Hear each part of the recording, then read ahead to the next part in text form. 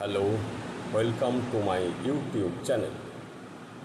আমি সকলকে এখন গুড মর্নিং জানাচ্ছি। ছাত্রছাত্রীরা ভালো থাকবে, বড়রাও ভালো থাকবেন, সকলকে অভিনন্দন জানিয়ে আমি আমার অনুষ্ঠান শুরু করছি। আজ আমি টেন্সের যে কন্টিনিউটি চলছে সেটা আলোচনা করব।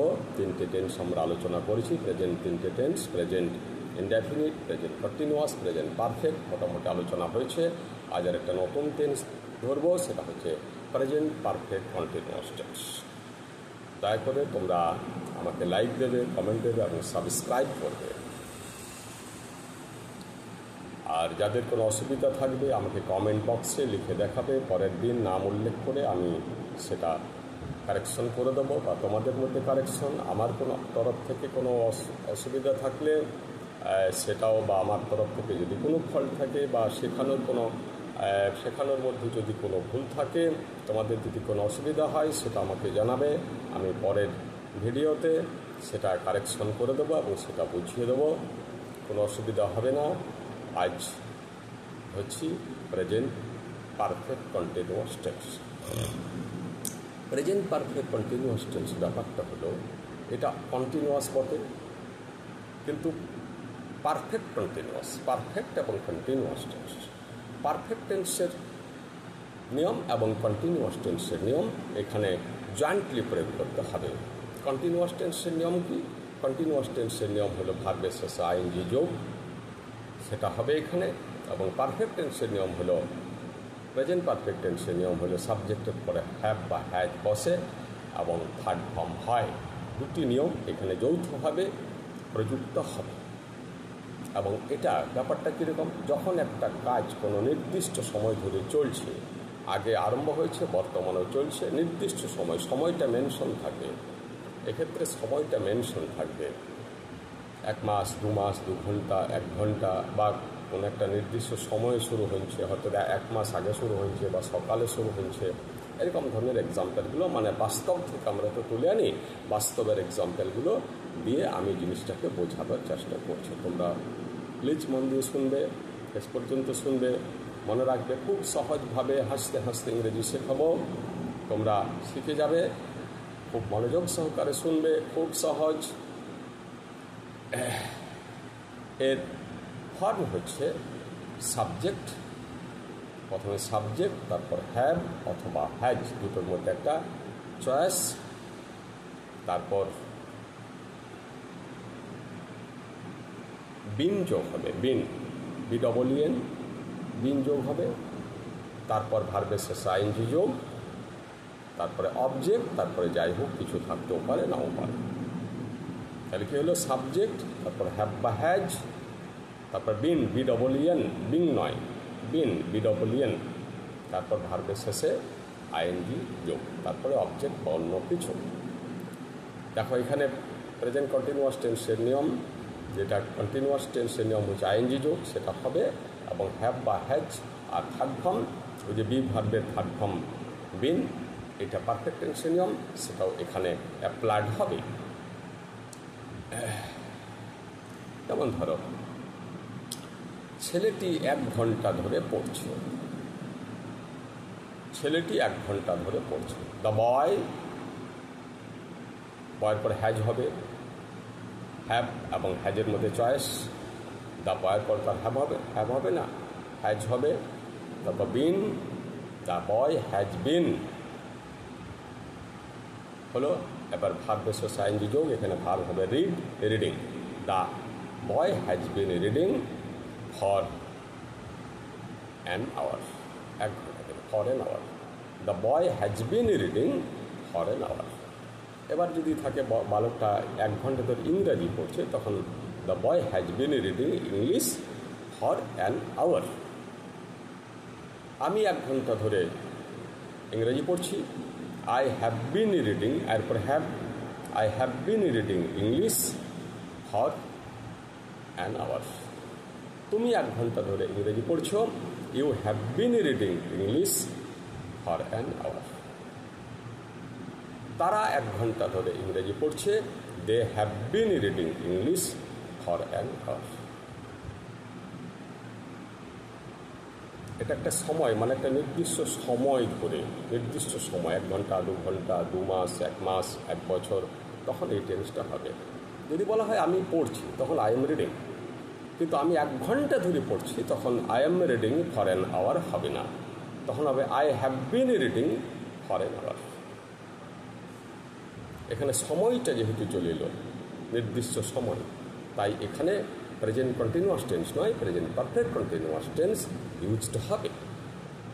আরেকটা ব্যাপার আছে এখানে জেনে রাখা দরকার, এটা হলো এই যে বলুন 1 ঘন্টা ধরে, অনেক সময় 1 ঘন্টা ধরে বা 1 মাস ধরে থাকে না, তখন কি থাকে, সকাল থেকে বা গত মাস থেকে বা গত বছর থেকে, তখন ওই ফর না হয়ে সিন্স হবে, তখন ফর না হয়ে সিন্স হবে।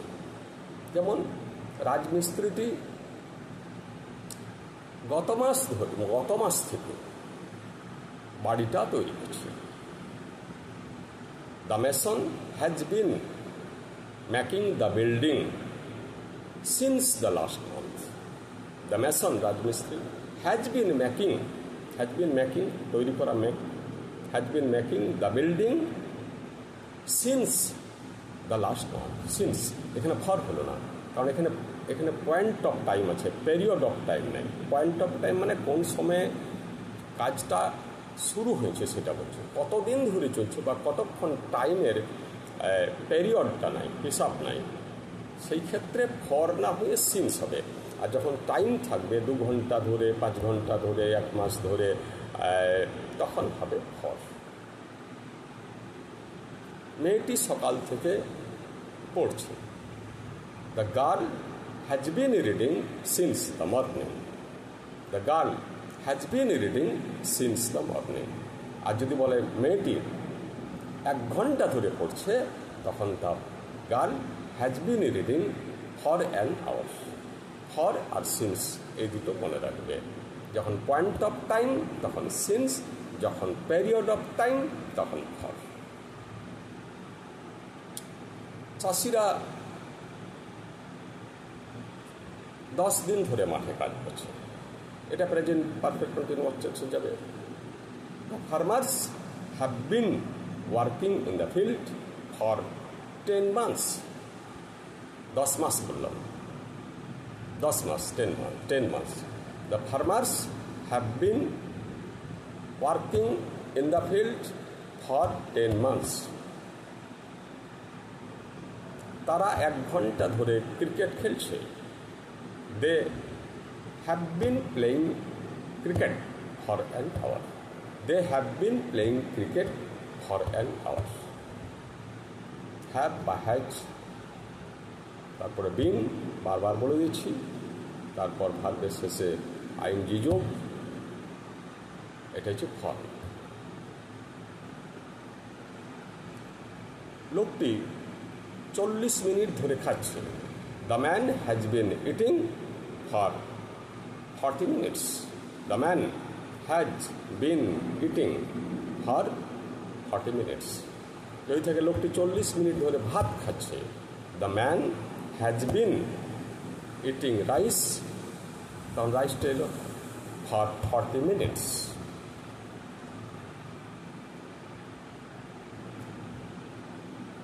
তারা 3 ঘন্টা ধরে বাগানে কাজ করছে। They have been working in the garden for 3 hours. They have been working in the garden for 3 hours. কিন্তু যদি থাকে তারা বাগানে কাজ করছে, তখন they are working in the garden. They are working in the garden. কিন্তু যেহেতু বলছে 3 ঘন্টা ধরে, তাই এটা প্রেজেন্ট পারফেক্ট টেন্সের নিয়মে যাবে, প্রেজেন্ট কন্টিনিউয়াস টেন্সের নিয়মে নয়। আমার বাবা 2 ঘন্টা ধরে সংবাদপত্র পড়ছেন। My father has been reading a newspaper for 2 hours. My father has been reading newspaper for 2 hours. আর যদি থাকে আমার বাবা সংবাদপত্র পড়ছেন, তখন my father is reading a newspaper হয়ে গেল। My father is reading a newspaper. কিন্তু যখনই বলতেছি যে 2 ঘন্টা 8 ঘন্টা, তখনই প্রেজেন্ট পারফেক্ট টেন্সের প্রেজেন্ট পারফেক্ট কন্টিনিউয়াস টেন্সের নিয়মে চলে গেল। ছেলেটি 1.5 ঘন্টা ধরে কাঁদছে। বেবিটি শিশুটি হল। The baby has been crying for 1.5 hour।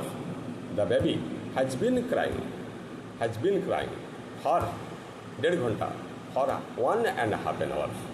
1.5 ঘন্টা ইংরেজি 1.5 hour। The baby has been crying for 1.5 hour। লোকটি সকাল থেকে গান করছিল। The man has been singing since the morning. The man has been singing since the morning. কাকা রাত্রি 8টা PM থেকে নিদ্রা যাচ্ছেন। Uncle has been sleeping since 8 PM। Uncle has been sleeping since 8 PM।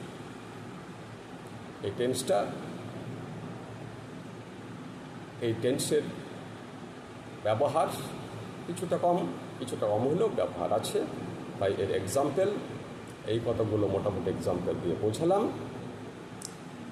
আরেকবার বলে দিচ্ছি, আমাকে লাইক দেবে, কমেন্ট দেবে এবং সাবস্ক্রাইব করবে। ধন্যবাদ।